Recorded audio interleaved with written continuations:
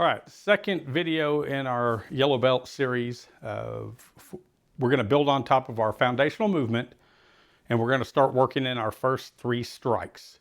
Okay. So rehash of the foundational movement. Put your hands on your hips. It's a 60-40 weight distribution. See how my feet are straight, not out at angles? So you want your feet straight, slightly more than shoulder width apart. What you want to do is you want to shift 60% on one leg, 60% on the other leg. Now, when you do shift your 60% onto one leg, you're going to turn your upper body at 45 degrees and let your weight drop. Okay? Then you're going to come up, and you're going to do the same thing for the other side. Shift 60 and turn 45 degrees and let your weight drop. Now, the whole point here is to relax, but you should feel some tension starting to form on the outside of your legs that are holding the 60% weight. So once again, 60-40, feel that tension. Come back up, 60-40. Be sure not to stick your butt out. No weird movements like this. Make sure that you're nice and upright, okay? Now, building on top of that 60-40 and that foundational movement, we're going to sit there and put our hands here. We're going to start with the first strike, which is the inside knife hand. So you're going to chamber here by your ear. Now, the trick to a knife hand is you're going to sit there and bring your fingers straight. Your inner 2 fingers, you want those to curve slightly, and keep your outer fingers as straight as possible. Fold your thumb. Once you get used to this, your fingers can open up a little bit because you're striking with the meaty portion of the hand. But for beginners, practice this until you get comfortable with it, okay?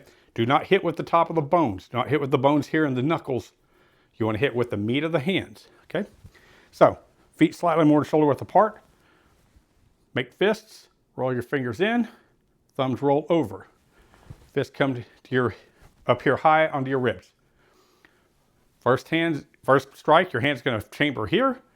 And as you do your 60-40, you're going to swing it out. It's going to go shoulder, then elbow, then wrist. This hand's going to come up and chamber. Out. Out. Out. Out. Out. Okay? That is our first strike. Now for your second strike, it's the outside knife hand.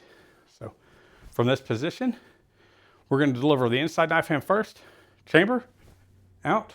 Then you're going to come back over to your ear on this side, and your weight's going to come back 50-50. You're going to chamber, deliver the outside or the inside knife hand, chamber by your ear, outside. Chamber, inside, okay? Give me a chamber, outside. Inside, outside. Inside, outside. Inside, outside. Okay? Now, as this one is swinging, the other one is rubbing as it slides back into position. So it's here, here. As this one comes, it's like you're grabbing and pulling as the other hand is coming around.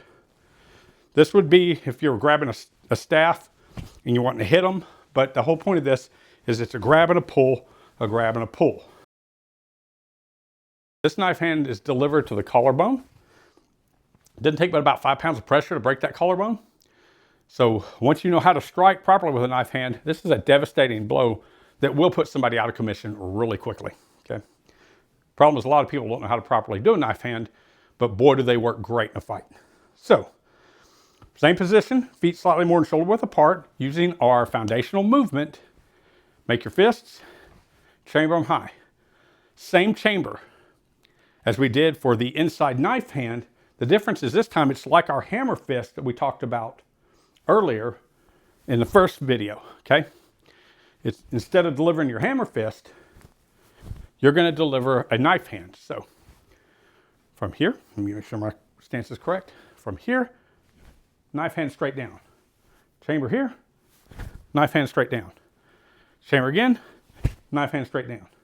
Chamber again, knife hand straight down. Chamber again, knife hand straight down. Now if you'll notice, as I do 60-40, one of the benefits of 60-40, and you'll see this when we're in our fighting position, is your head is starting to move off the center line. You can use down here, think of a center line straight here through the body. As we do 60-40 and we move, your head is starting to move off the line. You come back up and you do it again, now you're moving off the other way. This is going to be very beneficial when you learn to fight, because boxers don't keep their head on that line. Problem is, a lot of Kempo guys do, and it sets them up for failure, especially against a trained boxer. So our method is we utilize as much boxing as possible. We're going to get your head off the center line with the 60-40 weight distribution from our foundational movement.